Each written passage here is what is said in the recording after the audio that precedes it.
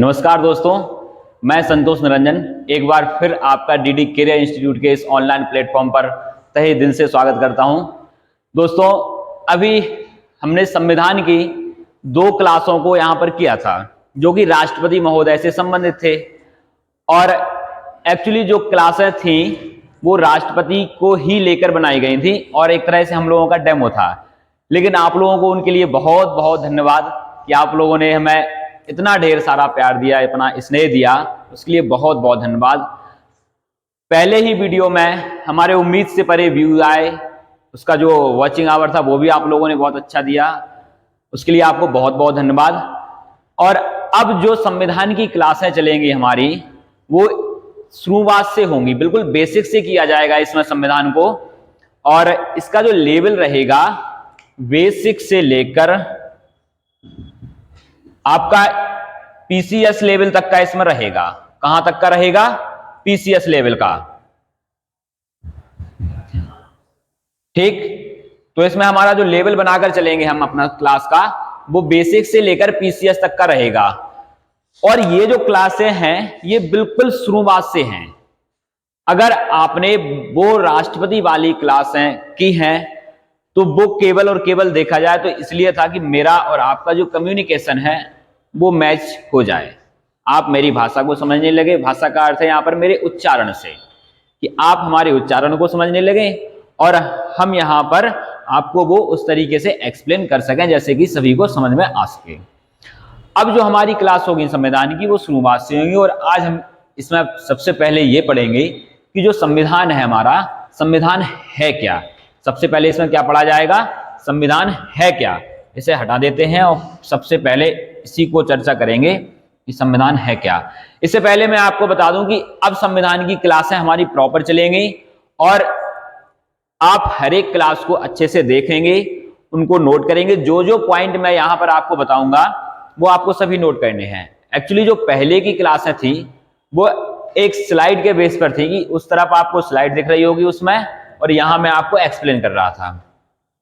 लेकिन दोस्तों अब ये जो क्लासें चलेंगी ये स्लाइड बेसिस नहीं है, ये क्लासें वो हैं जैसी मैं चलाना चाहता था। जैसे कि एक टॉपिक ले लेंगे हम, संविधान चल रहा है तो संविधान के धीरे धीरे सभी टॉपिकों को इसमें कवर किया जाएगा।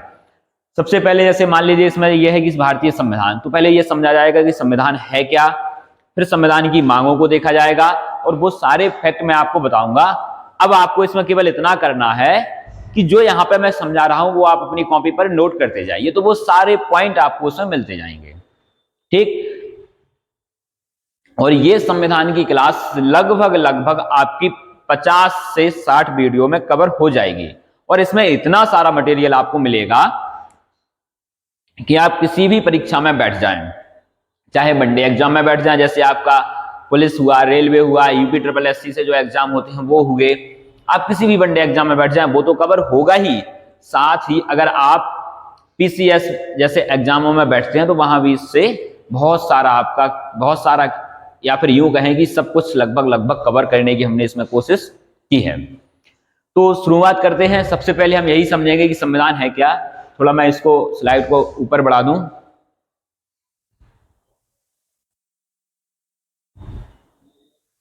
ठीक, अब सबसे पहले हम इसमें यह समझेंगे कि जो संविधान है हमारा वो है क्या, आखिर संविधान किसे कहते हैं।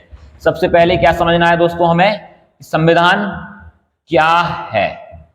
ठीक, इसके बाद हम इसमें यह समझेंगे कि क्या करता है, संविधान क्या है और क्या करता है। ये 2 प्रश्न मुख्य रूप से इसमें उठकर आते हैं। सबसे पहला तो यही आएगा कि संविधान आखिर है क्या, हम किसे संविधान कहेंगे। दूसरा प्रश्न इसमें यह उठता है कि संविधान करता क्या है, इससे होता क्या है, यह भी एक प्रश्न उठता है। तो सबसे पहले हम इस प्रश्न को समझेंगे कि संविधान क्या है। अगर एक कानूनी रूप में देखा जाए तो संविधान ज्यादा कुछ नहीं है, केवल और केवल नियमों और कानूनों का एक दस्तावेज है। सबसे पहले क्या है, ये एक दस्तावेज। संविधान क्या है? संविधान एक दस्तावेज है जिसमें देश को या राष्ट्र को संचालित करने की विधि होती है। क्या होता है? राष्ट्र संचालन की विधियां समावेशित होती हैं और इसके साथ ही इस कानूनी दस्तावेज में वो सारी प्रक्रिया या वो सारे नियम होते हैं जिनके आधारों पर सरकारों का संचालन होता है। सबसे पहला क्या है, संविधान एक दस्तावेज है जिसमें विधियों का समावेश होता है। क्या होता है, विधियों का समावेश होता है। और दूसरा ये कैसा दस्तावेज है, इसमें उन प्रक्रियाओं का समावेश होता है, वो प्रक्रियाएं होती हैं जो सरकार संचालन में सहायता करती हैं। किसमें सहायता करती हैं, सरकार संचालन में सहायता करती हैं। ठीक, तो ये क्या है, एक दस्तावेज है। इसके बाद अगर हम देखें तो संविधान क्या है, संविधान एक नियम संहिता है। क्या है, एक नियम संहिता। कैसी नियम संहिता, एक ऐसी नियम संहिता जिनके आधारों पर, या एक कानूनी संहिता भी इसको बोला जा सकता है। अगर नियम संहिता की जगह हम इसको ये बोले कि ये एक कानूनी संहिता है। क्या है, कानूनी संहिता। कानूनी संहिता, अब देखिए इसमें दो शब्द आए हैं, एक कानून एक संहिता। संहिता का अर्थ होता है यहां पर एक समुच्चय दस्तावेज। क्या होता है, एक समुच्चय दस्तावेज, अलग अलग सभी नियमों को, अलग अलग वर्गों के अधिकारों को, नियमों को, सभी का एक समुच्चय दस्तावेज संहिता कहलाता है। और इसमें क्या शब्द जुड़ा है, कानूनी। तो संविधान एक कानूनी संहिता है। इसका अर्थ यह है कि संविधान में वो सभी नियम, कानून, वो सभी मौलिक तत्व, वो सभी अधिकार, वो सभी कर्तव्य और वो सभी राष्ट्र हित के सिद्धांत इसमें समावेशित होते हैं जो किसी राष्ट्र को चलाने में सहायता करते हैं, राष्ट्र की एकता, अखंडता और सुरक्षा को अक्षुण्ण रखते हैं। कौन कौन से, राष्ट्र की एकता,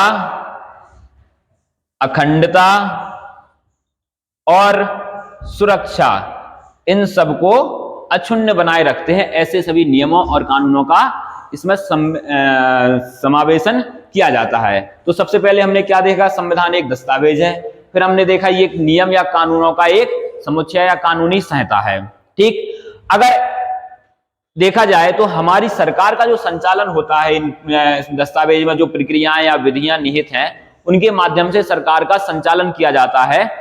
तो अगर इसको इस रूप में देखा जाए, क्या ये सरकार को संचालित करता है? बिल्कुल, संविधान के नियमों के आधार पर ही, संविधान की विधियों के आधार पर ही तो सरकार का संचालन होता है। अब इस रूप में एक यहां पर आंसर भी तो निकलता है, या इस प्रश्न का आंसर निकलता है कि संविधान है क्या। संविधान क्या है? संविधान अगर देखा जाए इस रूप में, तो सरकार संचालन के लिए, सरकार संचालन के लिए एक मार्गदर्शक है। क्या है? मार्गदर्शक।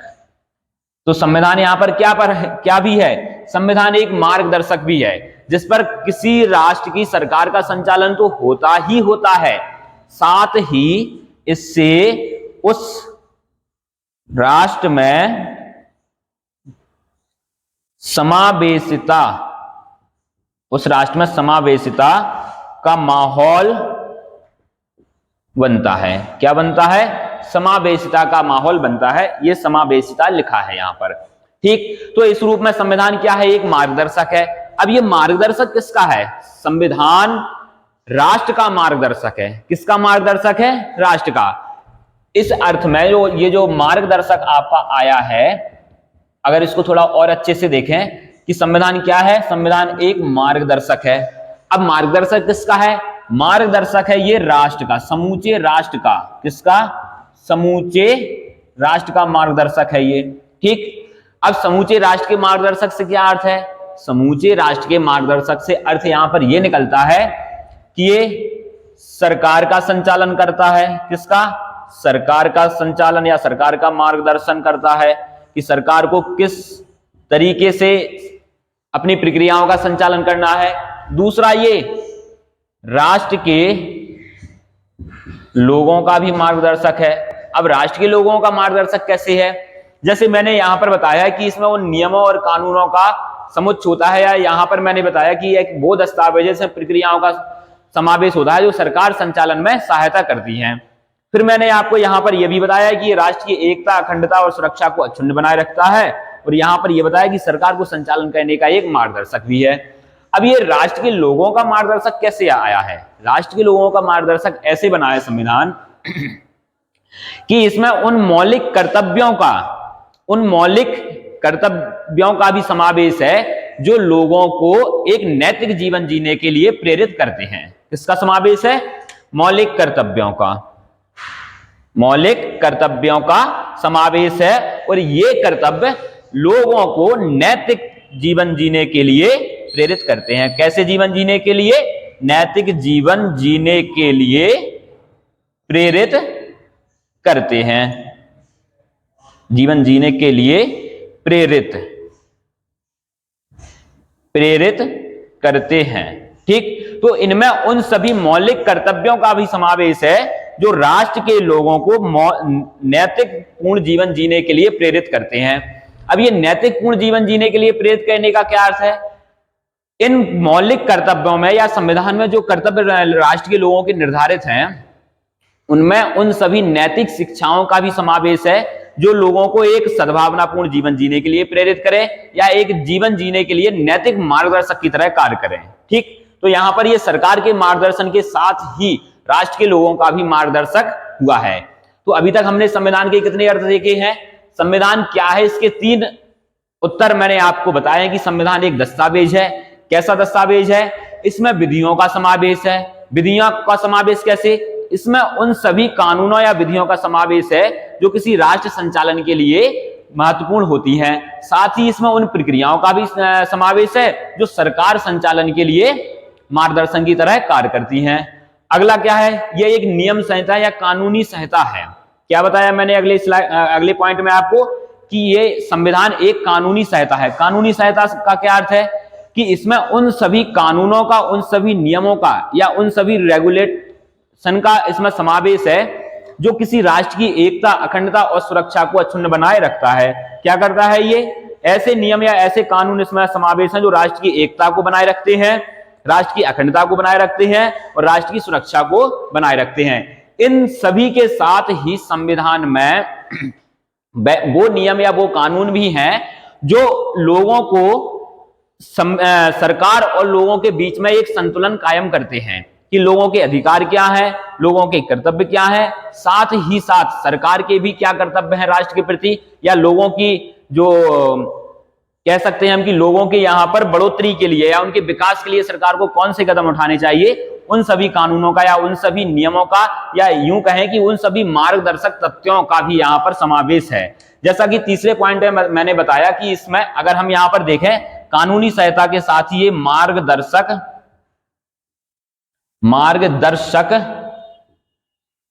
पथ भी है। ये क्या है? मार्गदर्शक पथ भी है।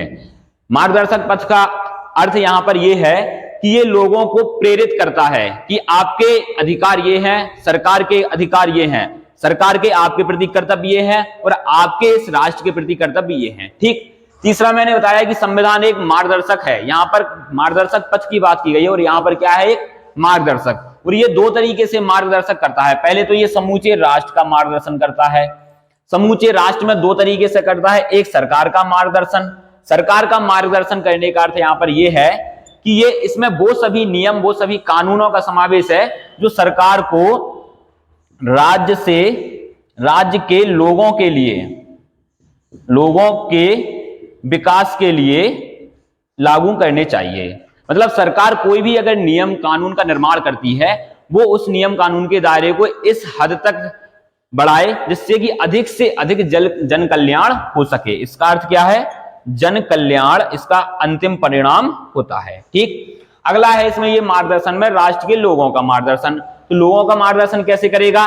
क्योंकि संविधान में कुछ मौलिक कर्तव्यों का समावेश किया गया है जो लोगों को नैतिक जीवन जीने के लिए प्रेरित करते हैं। किस प्रकार का जीवन? नैतिक जीवन जीने के लिए। तो ये था हमारा संविधान। अगला इसमें यह क्वेश्चन उठा था कि संविधान क्या करता है। ठीक, जैसे यहां पर ये तथ्य निकल कर आए हैं कि संविधान क्या है। एक तो ये निकल कर आया है कि कानूनी दस्तावेज है। इसी के अंदर जो निकल कर आया है कि सरकार का संचालन करता है। जैसे यहां पर है कि संविधान क्या करता है, तो सरकार संचालन के लिए मार्गदर्शन का कार्य करता है, लोगों को नैतिक जीवन जीने के लिए मार्गदर्शन का कार्य करता है। उन सभी नियमों और परिपाटियों का समावेश है इसमें जो किसी राष्ट्र की प्रगति के लिए सहायक होते हैं। ठीक, तो ये था हमारा संविधान और संविधान का अर्थ। अब हम इसमें आगे देखेंगे कि अब देखना दोस्तों, जैसे ये संविधान की बात तो हो गई है, क्योंकि हर एक लोकतांत्रिक राष्ट्र का एक अपना संविधान है, लेकिन इस संविधान की यात्रा कहां से हुई, संविधान कैसे बना, वो सब हम अब आगे के उसमें पॉइंट में देखेंगे। क्योंकि जब संविधान बनेगा तो संविधान के निर्माण के लिए एक लोगों की कमेटी बनेगी, जिसे कहा जाता है सभा। तो सबसे पहले उस सभा का गठन किया जाएगा जो संविधान का निर्माण करेगी, और इस सभा को संविधान के निर्माण के लिए, किसके लिए, संविधान के निर्माण के लिए एक सभा का गठन किया जाएगा। किसका? सभा का गठन किया जाएगा। क्योंकि सभा का अर्थ ये होता है कि इसमें बहुत सारे लोग एक साथ बैठकर किसी कार्य को करते हैं। अब यहां पर निर्माण किसका होना है? संविधान का। तो संविधान के निर्माण के लिए पहले सभा का गठन किया जाएगा। अब सभा के गठन के लिए पहले इसकी मांग की जाएगी भारत के परिप्रेक्ष्य में। भारत के परिप्रेक्ष्य मैंने इसलिए बताया क्योंकि हमारा देश ब्रिटिश सत्ता के अधीन था, ब्रिटिश का गुलाम था, या यूं कहें कि ये ब्रिटिश का उपनिवेश था। ठीक, तो जब यहां पर ब्रिटिश शासन था तो हमें ब्रिटिश सत्ता से ये मांग करनी थी कि हमारे लिए एक ऐसी सभा का गठन किया जाए जो हमारे संविधान का निर्माण करे। ठीक, तो सबसे पहले संविधान सभा की मांग होगी, और इन संविधान सभा की मांगें कहां कहां से उठकर आई हैं, किस तरीके से की गई हैं, वो सभी हम इसमें देखेंगे। ठीक, तो संविधान सभा की मांगों के बाद फिर संविधान सभा का गठन होगा, और इसके बाद फिर संविधान का निर्माण होगा। इसमें हम उल्टा चलेंगे, पहले मांग को देखेंगे, फिर सभा का गठन करेंगे, सभा के गठन के बाद फिर संविधान का निर्माण किया जाएगा। ठीक, तो देखते हैं आगे। ये सभी पॉइंट अगर आप लोगों ने नोट ना किए हो तो आप इसका स्क्रीनशॉट ले लें और इसको नोट कर लीजिएगा। ये था हमारे संविधान का एक बेसिक अर्थ, क्योंकि अगर आप इसको देखेंगे तो इसका अर्थ बहुत गहराई में भी है, क्योंकि संविधान जो है ना वो एक छोटा मोटा दस्तावेज तो है नहीं, ये एक बहुत बड़ा कानूनी दस्तावेज है जिसमें समूचे राष्ट्र के संचालन की विधियों का समावेश भी है। तो संविधान को समझने के लिए ज्यादा गहराई में जाने की आवश्यकता नहीं है, केवल हमें इतना समझना है कि ये एक कानूनी दस्तावेज है जो सरकार संचालन में या राष्ट्र संचालन के लिए नीतियों और विधियों का समावेश रखता है, और सरकार संचालन की सभी प्रक्रियाएं इसमें समावेशित की गई हैं। अब हमें यह देखना है कि संविधान का निर्माण कैसे हुआ है। तो इसके लिए सबसे पहले मैंने आपको बताया है कि संविधान के निर्माण के लिए संविधान सभा की गठन करना पड़ेगा, और संविधान सभा के गठन के लिए सबसे पहले संविधान सभा की मांग की जाएगी। किसकी मांग की जाएगी? संविधान सभा की मांग। संविधान सभा की मांग क्यों की जा रही है? क्योंकि यहां पर संविधान का निर्माण करना है। किसका निर्माण करना है? संविधान सभा की मांग क्यों की जा रही है? अगर ये क्वेश्चन उठे, इसकी मांग की जा रही है संविधान के निर्माण के लिए, संविधान के निर्माण के लिए। ठीक, अब संविधान का निर्माण करना पड़ेगा तो पहले संविधान सभा की मांग होगी। संविधान सभा की मांग मुख्य रूप से 3 तरीके से की गई है। सबसे पहला है आपका अप्रत्यक्ष मांग, दूसरा है आपका सांकेतिक मांग, और तीसरा है आपका प्रत्यक्ष मांग। इसको थोड़ा मैं ऊपर कर देता हूं। ठीक, 3 तरीके से इसकी मांग की गई है। पहला अप्रत्यक्ष मांग, दूसरा सांकेतिक मांग, और तीसरा है हमारा प्रत्यक्ष मांग। पहले तो इनका अर्थ समझेंगे कि ये 3 तरीके से कैसे है। देखिए, अप्रत्यक्ष मांग में वो सभी तथ्य या वो सभी बिंदु इसमें आ जाएंगे जहां से वो बातें सामने आने लगी थी जो कि ब्रिटिश सत्ता के लोगों को उसके नीतियों के खिलाफ जाने लगे थे, और वो ये मांग करने लगे थे कि अब हमें ब्रिटिश के अधीन नहीं रहना है, अब हमारा जो शासन होगा वो हम स्वयं चलाएंगे। ठीक, इसमें वो सभी तथ्य उभर कर आए हैं जो अप्रत्यक्ष रूप से रखे गए हैं। अप्रत्यक्ष रूप से रखने का अर्थ ये है कि इसे ना तो आधिकारिक रूप से ब्रिटिश सरकार से मांगा गया है और ना ही उनसे ये कभी कहा गया है कि हमें ये चाहिए। केवल हमारी जो सभाएं होती थी भारतीयों के द्वारा, उनमें इन सबको, या जो भारतीयों के संगठन थे उनमें इन बातों को उभर कर सामने लाया जाता था। अगला था आपका सांकेतिक मांग। सांकेतिक मांग का अर्थ यह है कि इसमें संविधान से संबंधित, संविधान सभा से संबंधित, या स्वराज या स्वतंत्रता से संबंधित वो बातें सामने आने लगी थी कि स्वराज का अर्थ क्या होगा, भारत को आजादी कैसे मिलेगी, या संविधान का जो निर्माण होगा वो किस तरीके से किया जाएगा। यहां पर केवल बातें होती थी, यहां पर मांग की जाने लगी या उनका अर्थ बताया जाने लगा। ठीक, यहां पर क्या होता था, केवल वो तथ्य आते थे। क्या आते थे? तथ्य आते थे। ठीक, और यहां पर जो सांकेतिक मांग है, यहां पर ब्रिटिश सरकार के सामने या लोगों के सामने हमारे जो बुद्धिजीवी हैं, कौन, बुद्धिजीवी, और इसके साथ ही कांग्रेस, बुद्धिजीवी व कांग्रेस वो बातें सामने लाने लगे या वो तथ्य सामने लाने लगे जो कि स्वतंत्रता का अर्थ बताएंगे, आपको स्वराज का अर्थ बताएंगे, या संविधान सभा का निर्माण करना है, संविधान सभा का गठन करना है तो कैसे करना है वो बताएंगे। इसमें केवल तथ्य सामने आए हैं, इसमें संविधान सभा कैसे होगी, किस प्रकार से बनेगी, वो बातें आने लगी हैं। अगला है आपका प्रत्यक्ष मांग। प्रत्यक्ष मांग में भारतीयों द्वारा ब्रिटिश सरकार से सीधा संविधान सभा के गठन की मांग की जाने लगी कि अब हमें आप संविधान सभा का गठन कीजिए, हमें अपना स्वयं का संविधान का निर्माण करना है। ठीक, तो इनको देखते हैं हम, एक एक पॉइंट इनमें देखते जाएंगे कि कैसे संविधान सभा की मांग की गई है। जैसे कि आपका पहला है अप्रत्यक्ष मांग। अप्रत्यक्ष मांग में सबसे पहले अगर देखा जाए जो बिंदु हमें मिलता है वो मिलता है 1885 में।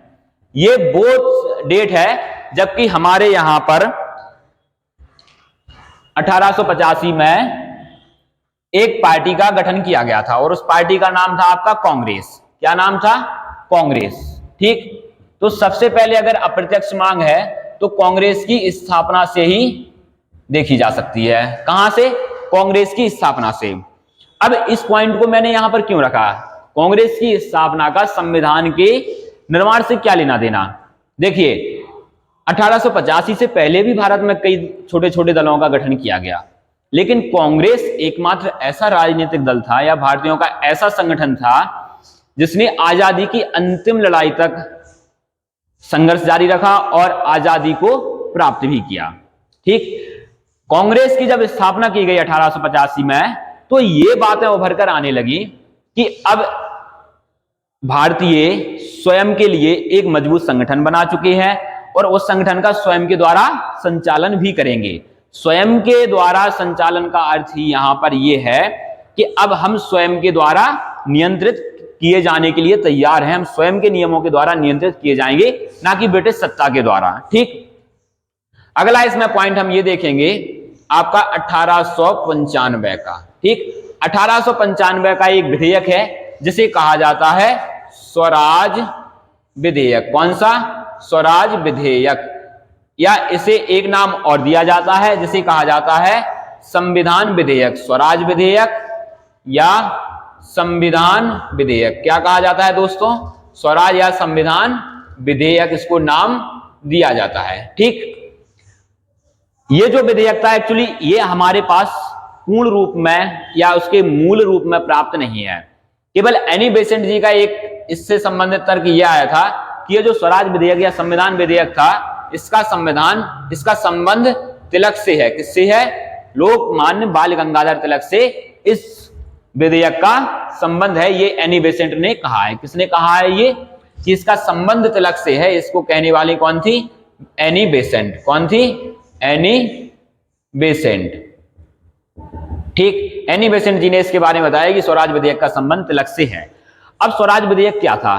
एक्चुअली ये एक बहुत अच्छा दस्तावेज था, या यूं कहें कि संविधान की आधारशिला को इसको कहा जा सकता है। अगर ये मूल रूप में हमें प्राप्त हो जाता तो शायद संविधान की दशा और संविधान का जो मुख्य आधार है वो आज कुछ बदला हुआ होता। ज्यादा हद तक नहीं, लेकिन कुछ हद तक बदला हुआ होता। इस विधेयक में स्वतंत्रता की बात की गई है, लोगों के अधिकारों की बात की गई है, मौलिक अधिकारों की बात की गई है, और इसके साथ ही राज्य के कर्तव्यों की भी बात की गई है, स्वतंत्रता की बात की गई है, समानता की बात की गई है। तो इसमें किन किन तथ्यों की बात की गई है? एक, अधिकारों की बात की गई है। दूसरा, स्वतंत्रता की बात की गई है। ठीक, समानता की बात की गई है। इसके साथ ही स्वतंत्रता, समानता, मौलिक अधिकारों के साथ ही वो सभी नियम या कानूनी तथ्यों का इसमें समावेश किया गया था जो आज वर्तमान के राष्ट्रों के संविधानों में मुख्य रूप से देखे जाते हैं। ठीक, अगला हम देखते हैं 1895 में ही एक और तथ्य हमारा। 1895 में एक समिति या एक संगठन का गठन किया गया था जिसे कहा जाता है होम रूल लीग। किसका गठन किया गया था? होम रूल लीग का। और इसका गठन करने वाली थी हमारी एनी बेसेंट। कौन थी? Annie Besant. और इसका गठन इन्होंने किया था मद्रास में। कहां पर किया था? मद्रास में। ठीक। अब आप कहेंगे कि इसका जो गठन किया गया 1895 में, इसका संविधान की अप्रत्यक्ष मांग से क्या लेना देना? देखिए, जैसा इसका नाम है होम रूल लीग। होम का अर्थ क्या होता है? गृह। रूल का मतलब होता है कानून। लीग एक संगठन होता है। तो एक ऐसा संगठन जो स्वयं के कानूनों से संचालित हो, इसका अर्थ यही निकला है। तो इससे क्या अर्थ निकल कर आ रहा है कि अब भारतीय स्वयं के द्वारा संचालित होना चाहते हैं, तो ये एक अप्रत्यक्ष मांग के रूप में इसको देखा जा सकता है। इसमें अगला पॉइंट हम देखेंगे, चौथा, और वो है आपका 1905 का कांग्रेस का बनारस अधिवेशन। कौन सा अधिवेशन? बनारस अधिवेशन। 1905 में कांग्रेस का एक अधिवेशन हुआ था जो कि बनारस में आयोजित किया गया था। देखिए, यहां पर कांग्रेस की जो स्थापना मैंने आपको बताई है वो इसलिए बताई है कि कांग्रेस के अलग अलग अधिवेशनों का संबंध संविधान की मांग से या संविधान सभा की मांग से है। ठीक। अब यहां पर कांग्रेस की जो स्थापना की गई थी वो 28 दिसंबर को की गई थी। कब की गई थी? 28 दिसंबर को। इसकी स्थापना के बाद कांग्रेस हर वर्ष दिसंबर माह में 28 तारीख को अपना एक वार्षिक अधिवेशन करती थी और इसमें कांग्रेस के सभी बड़े और छोटे नेता सम्मिलित होते थे और इसमें उन सभी बातों पर चर्चा होती थी कि भारत को आजाद कैसे किया जाए, भारत को स्वतंत्र कैसे किया जाए, अंग्रेजों को इस देश से कैसे भगाया जाए। इन सभी मुद्दों को लेकर इस पर चर्चा होती थी और अपनी योजना को क्रियान्वित किया जाता था या योजना का निर्माण किया जाता था। ठीक। अब यहां पर 1905 में कांग्रेस का अधिवेशन हुआ बनारस में और इसकी जो अध्यक्ष थे वो थे हमारे लाला लाजपत राय। कौन थे? लाजपत राय। इन्होंने इसकी अध्यक्षता की थी। अब इस अधिवेशन में एक कांग्रेस के सदस्य थे गोपाल कृष्ण गोखले। कौन थे? गोपाल कृष्ण गोखले। गोपाल कृष्ण गोखले एक कांग्रेस के सदस्य थे और इन्होंने सबसे पहले स्वराज शब्द का प्रयोग किया। क्या किया था इन्होंने? स्वराज शब्द का प्रयोग किया। ठीक। अब यहां पर स्वराज का अर्थ क्या होता है? अगर इसका आप संधि विकसित करेंगे तो ये निकलेगा स्व और राज, मतलब स्वयं का राज। स्वयं का राज से क्या अर्थ है? स्वयं के राज से यहां पर अर्थ है भारतीयों का अपना एक स्वयं का राज या एक ऐसा शासन जिसमें भारतीय स्वयं के द्वारा संचालित हो, स्वयं के द्वारा क्रियान्वित हो, स्वयं के द्वारा नियंत्रित हो। ठीक। तो यहां पर किसी सदस्य के द्वारा, गोपाल कृष्ण गोखले जिनका नाम है, स्वराज शब्द का पहली बार प्रयोग किया गया, जो कि संविधान की ओर हम धीरे धीरे बढ़ रहे हैं। ठीक। ये थी 1905 की बात। अब आगे के पॉइंट में यहां पर दिखा देता हूं आपको, जो कि संविधान की अप्रत्यक्ष मांग से ही है। 5वें पॉइंट में हम देखेंगे कि कांग्रेस का एक और अधिवेशन हुआ। ये 1905 में अधिवेशन हुआ। इसके बाद अधिवेशन कब होगा आपका? 5वें पॉइंट में 1906 में। ठीक। कहां पर कब होगा? 1906 में। और ये अधिवेशन हुआ था आपका कलकत्ता में। कहां हुआ था? कलकत्ता में। ठीक। इसकी अध्यक्षता की थी दादा भाई नौरोजी ने। किसने की थी इसकी अध्यक्षता? दादा भाई नौरोजी ने। यहां पर अध्यक्षता किसने की है? लाला लाजपत राय ने। और एक कांग्रेस के सदस्य गोपाल कृष्ण गोखले, जिन्होंने पहली बार स्वराज शब्द का प्रयोग किया। 1906 का जो कलकत्ता का अधिवेशन था, इसकी अध्यक्षता करने वाले कौन थे? दादा भाई नौरोजी। इन्होंने इसकी अध्यक्षता की और इन्होंने ही, दादा भाई नौरोजी ने ही पहली बार स्वराज शब्द का प्रयोग किया। किसका प्रयोग किया? स्वराज शब्द का। देखिए, स्वराज शब्द का प्रयोग यहां पर भी किया गया गोपाल कृष्ण गोखले के द्वारा कांग्रेस के 1905 के बनारस अधिवेशन में, जिसकी अध्यक्षता लाला लाजपत राय ने की थी। लेकिन यहां पर जो स्वराज शब्द का प्रयोग किया गया, ये कांग्रेस के किसी अध्यक्ष के द्वारा पहली बार स्वराज शब्द का प्रयोग किया गया। जबकि ये अधिवेशन कहां पर हुआ था? ये अधिवेशन हुआ था आपका कलकत्ता में 1906 में। और अध्यक्ष कौन थे आपके? दादा भाई नौरोजी। और इन्होंने ही सबसे पहले स्वराज शब्द का प्रथम बार प्रयोग किया। क्या किया? प्रथम बार प्रयोग किया। और ये किसी अध्यक्ष के द्वारा स्वराज शब्द को प्रथम बार, पहली बार प्रयोग किया गया था। किस अधिवेशन में? 1906 के कलकत्ता अधिवेशन में। ठीक। इसमें एक पॉइंट और देखेंगे हम अप्रत्यक्ष मांगों में। 6वां पॉइंट है जो इसका, आप बना सकते हैं 6वें पॉइंट को। इसमें क्या हुआ कि 1916 में, कब? 1916 में एक और यहां पर संस्था का निर्माण किया था। अभी तक हम कितनी संस्थाओं के बारे में पढ़ चुके हैं? सबसे पहले मैंने आपको 1885 में कांग्रेस की स्थापना को बताया था, जो कि 28 दिसंबर को की गई थी। इसके बाद मैंने 1895 में आपको होम रूल लीग के बारे में बताया था, जो एनी बेसेंट के द्वारा मद्रास में स्थापित किया गया था इसको। ठीक, होम रूल लीग का अर्थ होता है कि एक ऐसी कमेटी जो स्वयं के कानून के अनुसार संचालित हो।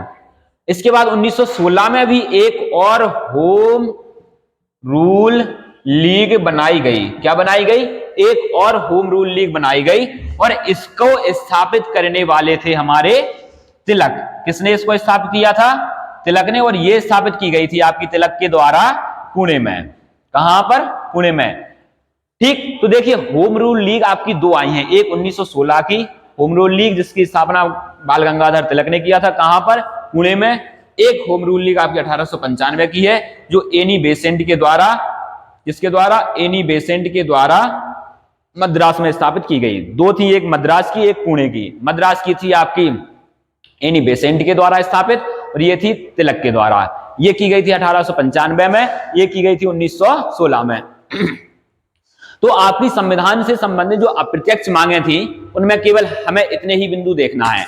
अब आप देखेंगे कि यहां पर ना तो संविधान की बात की गई है, ना ही संविधान सभा की बात की गई है। यहां पर केवल और केवल उन तथ्यों का या उन सभी बातों का या उन सभी बिंदुओं का समावेश है जहां से भारतीय ब्रिटिश सत्ता से विमुख होते नजर आ रहे थे, या भारतीय एक ऐसे रास्ते पर जाते हुए हमें दिखाई दे रहे हैं जो कि उनकी आजादी की ओर, या एक ऐसे पथ पर जाते हुए नजर दिखाई दे रहे हैं जो कि वो उसमें एक ऐसी मांग उठ रही है कि अब भारतीय स्वयं के संविधान का निर्माण करना चाहते हैं, या एक ऐसे नियम के द्वारा या ऐसी सरकार के द्वारा संचालित होना चाहते हैं जो भारतीयों के द्वारा ही बनाई गई हो। ठीक, तो इसमें पहली कौन सी, एक बार और मैं आपको बता देता हूं। सबसे पहले 1885 में आपकी कांग्रेस की स्थापना की गई, जो कि 28 दिसंबर को थी। इसके बाद 1895 में आया आपका स्वराज विधेयक या संविधान विधेयक कहते हैं, और इस विधेयक को एनी बेसेंट के द्वारा यह बताया गया है, एनी बेसेंट ने इसके बारे में, कि ये विधेयक आपका तिलक से संबंधित है। ये संविधान विधेयक है, ये किससे संबंधित है? तिलक से संबंधित है। और इस संविधान विधेयक में मौलिक अधिकारों की बात की गई है, स्वतंत्रता की बात की गई है, समानता की बात की गई है। इसके साथ ही और भी बहुत सारे तथ्य हैं जिनकी बात इस संविधान विधेयक में की गई है। अगला था हमारा 1895 का home rule league. Home rule league Annie Besant के द्वारा मद्रास में स्थापित किया गया है। अगला था 1905 का कांग्रेस का बनारस अधिवेशन, जिसकी अध्यक्षता आपके लाला लाजपत राय ने की, और इसमें इसके एक सदस्य कांग्रेस के गोपाल कृष्ण गोखले, इन्होंने स्वराज शब्द का सबसे पहले प्रयोग किया था। अगला था हमारा 1906 का कांग्रेस का कलकत्ता अधिवेशन, जिसकी अध्यक्षता दादा भाई नेहरू ने की, और इसमें किसी अध्यक्ष के द्वारा स्वराज शब्द का प्रथम बार प्रयोग किया गया। किसका सब प्रयोग किया गया? स्वराज शब्द का प्रथम बार प्रयोग किसी कांग्रेस के किसी अध्यक्ष के द्वारा किया गया। यहां पर कांग्रेस के सदस्य के द्वारा, और यहां पर कांग्रेस के अध्यक्ष के द्वारा। इसके बाद 1916 में फिर से होम रूल लीग एक और स्थापित की गई, जो पुणे में थी, और इसकी स्थापना किसने की थी? लोकमान्य बाल गंगाधर तिलक। तो ये थी आपकी कांग्रेस की संविधान सभा की अप्रत्यक्ष मांगे। आप चाहें तो इनको नोट कर ले और इसका एक स्क्रीनशॉट ले लें। आप अगर इसको नोट करते जाएं तो और भी बेहतर रहेगा। ठीक, क्या करना है? इसको नोट करते जाना है। सारे पॉइंटों को आप नोट करते जाएंगे और सभी को अपनी कॉपी में लिखते जाएंगे। इसके बाद हम देखते हैं संविधान की सांकेतिक मांग। कौन सी मांग? संविधान की सांकेतिक मांग। सांकेतिक मांगों में क्या था? सांकेतिक मांगों में हमारे बुद्धिजीवी स्वतंत्रता को बताने लगे कि स्वतंत्रता क्या है, और संविधान सभा का गठन किस प्रकार से करना है, ये सारी बातें वो कहने लगे। ठीक, तो वो कहलाती थी हमारी सांकेतिक मांगें। सांकेतिक मांगों को भी हम एक एक कर देखेंगे, और ये आशा करूंगा कि ये सभी जो मैं आपको बताता जा रहा हूं पॉइंट, ये आपको समझ में आते जा रहे होंगे। अब देखते हैं हम इसकी सांकेतिक मांगें। सांकेतिक मांगों में सबसे पहले अगर किसी का जिक्र होता है तो वो होता है हमारे महात्मा गांधी जी का। किसका? महात्मा गांधी जी का। इसमें सबसे पहले 1920 में देखिए स्वराज शब्द प्रयोग कहां पर हुआ था? सबसे पहले स्वराज शब्द का प्रयोग मैंने आपको बताया था कि 1905 के बनारस अधिवेशन में हुआ था। इसके बाद किसी कांग्रेस के किसी अध्यक्ष के द्वारा उसे कब प्रयोग किया गया था? 1906 के कलकत्ता अधिवेशन में।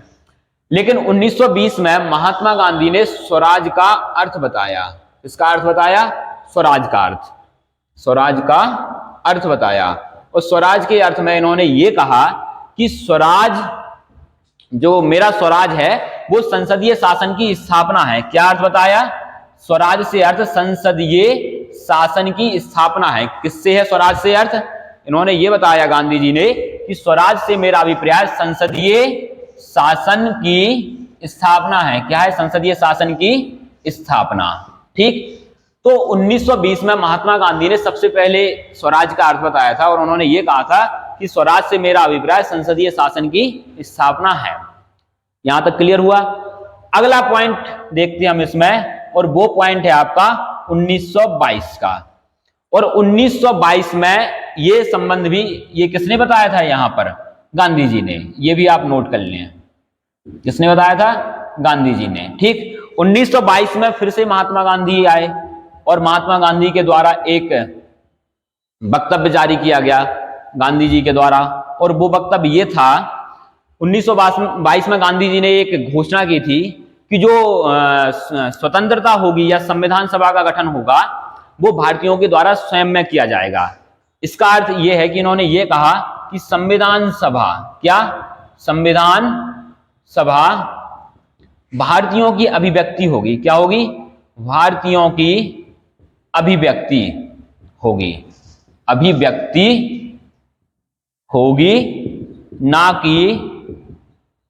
कि ब्रिटिश द्वारा, ना कि ब्रिटिश द्वारा उन्हें उपहार में दिया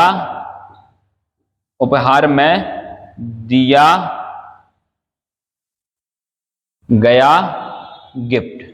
ठीक, तो ये बात गांधी जी ने 1922 में कही कि संविधान सभा जो होगी वो भारतीयों की अभिव्यक्ति होगी, ना कि ब्रिटिश सत्ता द्वारा उन्हें उपहार में दिया गया गिफ्ट।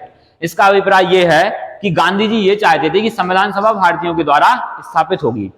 यहां पर गांधी जी ने ये घोषणा की थी। घोषणा का अर्थ है कि उन्होंने ये बताया था कि संविधान सभा ऐसी होगी। यहां पर ना तो ब्रिटिश सरकार से मांग की गई है, ना ही उनसे किसी प्रकार का वार्तालाप या चर्चा की गई है। इसलिए इनको कहां पर रखा गया है? सांकेतिक मांगों में। सबसे पहले महात्मा गांधी जी ने 1920 में स्वराज का अर्थ बताया और उन्होंने ये कहा कि स्वराज से मेरा अभिप्राय संसदीय शासन की स्थापना है। क्या है? स्वराज से मेरा अभिप्राय संसदीय शासन की स्थापना है। अगला 1922 में गांधी जी ने एक और वक्तव्य जारी किया और इसमें इन्होंने ये कहा कि संविधान सभा भारतीयों की अभिव्यक्ति होगी, ना कि ब्रिटिश सत्ता द्वारा उन्हें उपहार में दिया गया कोई गिफ्ट।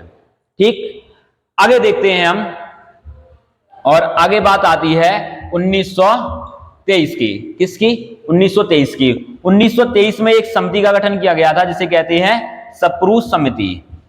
क्या कहते हैं? सप्रू समिति। और सप्रू समिति में जो भी विचार रखे गए थे या जो भी वार्तालाप हुआ था, इन सभी तथ्यों को 1925 के एक अधिवेशन हुआ था, सर्वदलीय अधिवेशन, और यह अधिवेशन हुआ था दिल्ली में। कौन सा अधिवेशन? सर्वदलीय अधिवेशन, सर्वदलीय अधिवेशन। और यह अधिवेशन किया गया था आपका दिल्ली में। ठीक, और इसमें एक बिल पेश किया गया था, कॉमनवेल्थ ऑफ इंडिया बिल। कौन सा bill? Commonwealth of India bill. Commonwealth of India bill, Commonwealth of India bill, ये बिल पेश किया गया था। और इसमें सप्रू समिति की जो भी सिफारिशें थी वो इसमें रखी गई थी। अब इसमें क्या था कि एक सूक्ष्म अर्थ में, या ऐसा कहें हम कि सीमित अर्थों में संविधान सभा की मांग की गई। सीमित अर्थों में संविधान सभा की मांग की गई। क्या किया गया? संविधान सभा की सीमित अर्थों में मांग। और वो मांग ये थी, इसमें ये कहा गया था कि अब वो समय आ गया है जब भारतीय स्वयं के द्वारा शासित हों। क्या हो? भारतीय स्वयं द्वारा शासित हों। ठीक, तो इसमें क्या बातें सम्मिलित थी कि अब वो समय आ गया है जब भारतीय स्वयं के द्वारा शासित हों।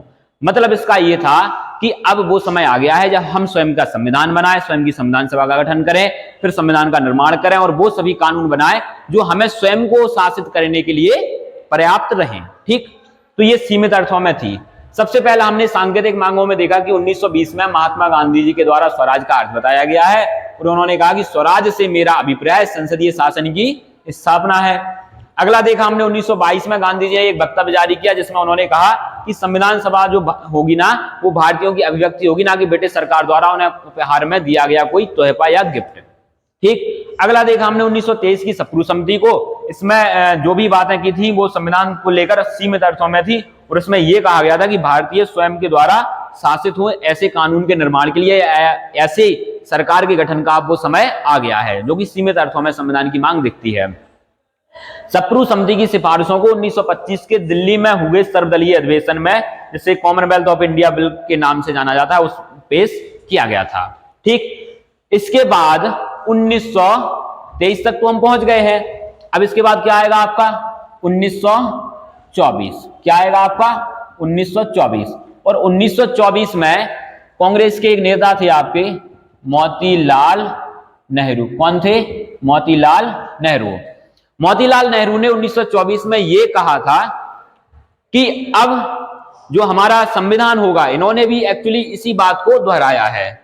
क्या दोहराया है? इसी जो गांधी जी ने जो शब्दों को का जाल बना के ये बात कही थी, वो मोतीलाल नेहरू ने कहा है कि जो संविधान सभा होगी वो भारतीयों द्वारा, किसके द्वारा? भारतीयों द्वारा गठित होगी। संविधान सभा भारतीयों द्वारा गठित होगी। ठीक, ये मोतीलाल नेहरू ने 1924 में कहा। इसके बाद 1927 में कांग्रेस का एक अधिवेशन होता है और यह अधिवेशन किया जाता है आपका मद्रास में। कहां पर किया जाता है? मद्रास में। और इसकी जो अध्यक्षता की थी आपके M.A. अंसारी जी ने। किसने? M.A. अंसारी जी ने इसकी अध्यक्षता की थी। इसका संविधान सभा से या संविधान से क्या संबंध है तो देखते हैं। क्योंकि इस अधिवेशन में 1927 के मद्रास अधिवेशन में नेहरू के आग्रह पर, किसके आग्रह पर? नेहरू जी के आग्रह पर, पंडित जवाहरलाल नेहरू जी के आग्रह पर एक स्वतंत्रता विधेयक पारित किया गया था। कौन सा?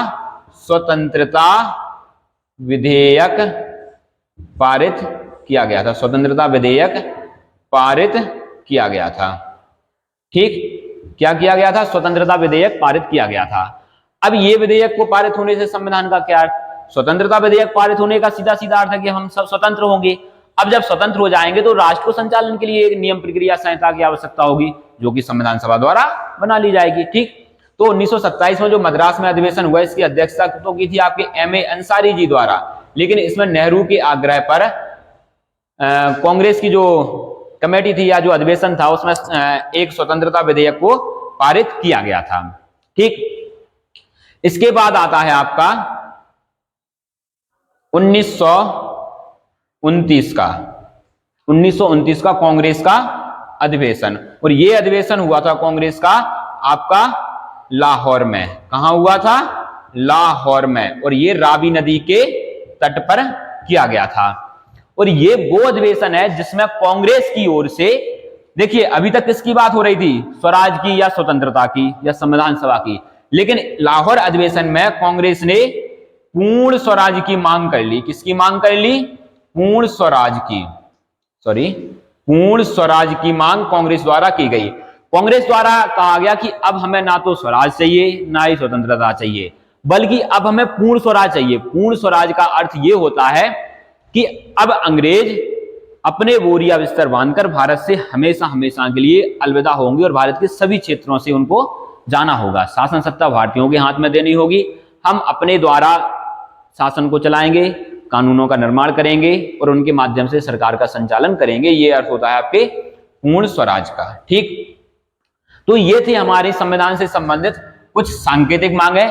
इनको एक बार और देख लेते हैं। सबसे पहले 1920 में महात्मा गांधी जी ने स्वराज का अर्थ बताया और उन्होंने कहा कि स्वराज से मेरा अभिप्राय संसदीय शासन की स्थापना है। किसकी स्थापना है? संसदीय शासन की स्थापना है। और ये जो संसदीय शासन है ये वयस्क मताधिकार के आधार पर वयस्क मताधिकार के आधार पर स्थापित होगा। किसके आधार पर? वयस्क मताधिकार के आधार पर स्थापित होगा। ठीक, ये बात भी इन्होंने इसके साथ में कहा था। अगला, इन्होंने 1922 में गांधी जी का एक वक्तव्य आया था कि संविधान सभा भारतीयों की अभिव्यक्ति होगी, ना कि ब्रिटिश सरकार द्वारा उन्हें उपहार में दिया गया कोई तोहफा। ठीक, अगला देखते हैं 1923 की एक समिति थी, सप्रू समिति, जिसमें सीमित अर्थों में संविधान की मांग की गई थी। इसमें कहा गया था कि अब वो समय आ गया है जब भारतीय स्वयं के द्वारा शासित हों। इसके बाद देखते हैं हम 1924 में मोतीलाल नेहरू ने ये कहा था कि जो संविधान सभा होगी वो भारतीयों द्वारा गठित होगी, जो कि यहाँ पर गांधी जी ने कहा था कि ये संसदीय शासन की स्थापना होगी जो वयस्क मताधिकार के आधार पर स्थापित होगी। इन्होंने इसमें ये बोला था कि ये जो संविधान सभा होगी ये भारतीयों द्वारा गठित होगी। इसके बाद 1927 में कांग्रेस का अधिवेशन होता है और ये अधिवेशन किया जाता है आपका मद्रास में, जिसकी अध्यक्षता की है आपके M.A. अंसारी द्वारा। M.A. अंसारी इसके अध्यक्ष हैं। कौन है ये अध्यक्ष? और इसमें नेहरू के आग्रह पर स्वतंत्रता विधेयक पारित किया गया था। इसके बाद 1929 में कांग्रेस का एक अधिवेशन होता है और यह अधिवेशन किया जाता है लाहौर में, जो कि रावी नदी के तट पर होता है, और इसमें कांग्रेस की तरफ से पूर्ण स्वराज की मांग की गई थी। तो ये थी हमारी संविधान से संबंधित कुछ सांकेतिक मांगे जो आप सभी नोट करेंगे, अपने मोबाइल फोन में स्क्रीनशॉट ले लेंगे और इनको अच्छे से देखेंगे हम। ठीक, इसके बाद हम देखेंगे संविधान की प्रत्यक्ष मांगे। प्रत्यक्ष मांगों से अभिप्राय ये है आपका कि अब भारतीय अंग्रेजों से प्रत्यक्ष रूप में या आधिकारिक रूप में संविधान की मांग करने लगे हैं। इसकी मांग करने लगे हैं संविधान की निर्माण की या संविधान सभा के गठन से संबंधित प्रत्यक्ष रूप में भारतीय ब्रिटिश सत्ता से या अंग्रेजों से मांग करने लगे हैं। वो सभी हम एक एक कर देखते जाएंगे।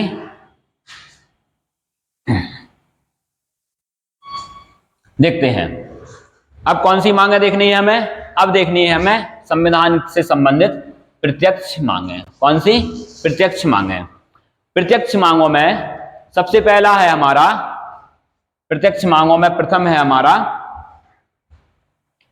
1934 में। कब?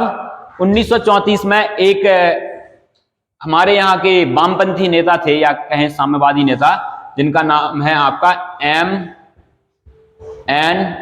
रॉय। क्या नाम है? M.N. रॉय। M.N. रॉय ने सबसे पहले 1934 में संविधान सभा के गठन की मांग की। किसकी मांग की? संविधान सभा के गठन की।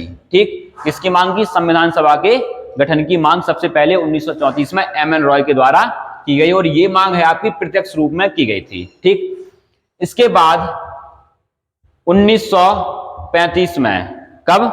1935 में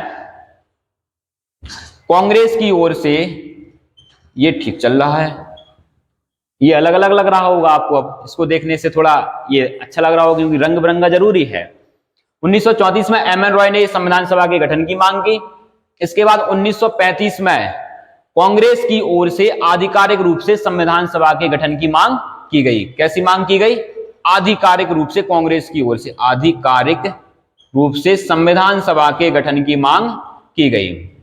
संविधान सभा के गठन की, किसकी मांग? संविधान सभा के गठन की मांग की गई। अभी तक हमने इसमें प्रत्यक्ष मांगों में 2 पॉइंट देखे हैं। सबसे पहले आपके 1934 में M.N. रॉय द्वारा संविधान सभा के गठन की मांग की गई।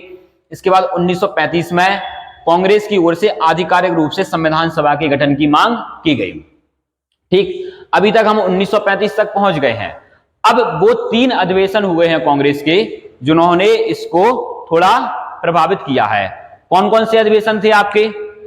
वो अधिवेशन थे आपके, थोड़ा यहां देखेंगे इसको, तीसरे पॉइंट को, 1936 का अधिवेशन, दूसरा था आपका 1937 का अधिवेशन और तीसरा था आपका 1938 का अधिवेशन।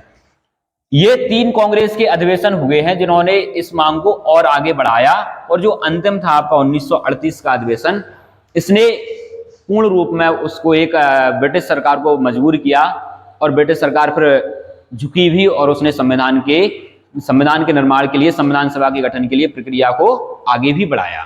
ठीक, ये अधिवेशन आपके थे कहां कहां पर हुए थे? सबसे पहला था आपका 1936 का अधिवेशन, और ये अधिवेशन हुआ था आपका लखनऊ में। कहां पर हुआ था ये? लखनऊ में। अगला था आपका 1937 का अधिवेशन, ये अधिवेशन हुआ था आपका फैजपुर में, ठीक। और अगला था आपका 1938 का अधिवेशन, और ये अधिवेशन हुआ था आपका हरिपुरा में। कहां कहां पर? पहला लखनऊ में हुआ था, और इसकी जो अध्यक्षता की अध्यक्ष थे आपके, वो थे हमारे नेहरू जी। कौन थे? नेहरू जी। यहां पर अध्यक्ष कौन थे? यहां पर भी नेहरू जी थे, ठीक। और यहां पर हरिपुरा में अध्यक्ष कौन थे आपके?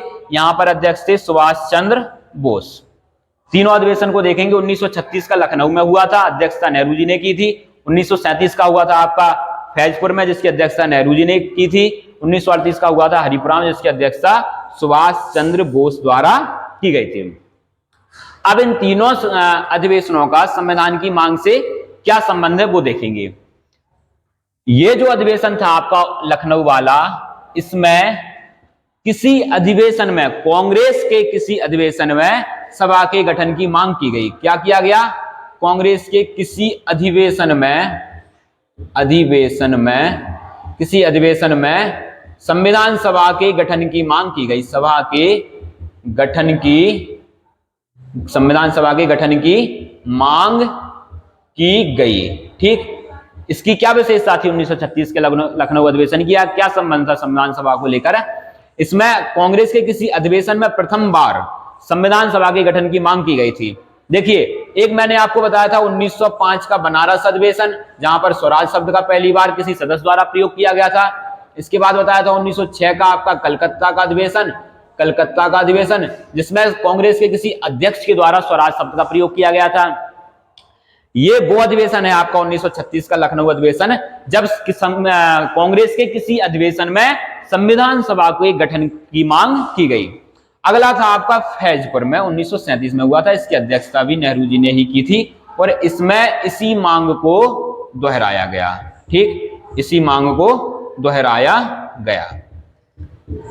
जो इसमें मांग की गई थी, वही मांग इसमें की गई। इस फैजपुर अधिवेशन की एक विशेषता और भी है कि ये ग्रामीण क्षेत्र में, कहां पर? ग्रामीण क्षेत्र में किया गया प्रथम अधिवेशन था। और ये फैजपुर एक गांव का नाम है, जो कि आपके बंबई प्रेसिडेंट के, कहां पर? बंबई प्रेसिडेंट के एक जिला पड़ता है, जिसे कहा जाता है जलगांव जिला। कौन सा? बंबई प्रेसिडेंट के जलगांव जिले का एक तालुक है याबल। कौन सा? याबल तालुका, ठीक। उसमें ये गांव पड़ता है। प्रेसिडेंट कौन सी आपकी? बंबई। उसका एक जिला था जलगांव जिला। इस जलगांव जिले का एक तालुक था याबल। तालुक से यहां पर अभिप्राय है एक परगना, या उसका एक अनुविभाग, या यूं कहें कि एक तहसील मान सकते हैं आप इसको, ठीक। इसका एक गांव था आपका फैजपुर।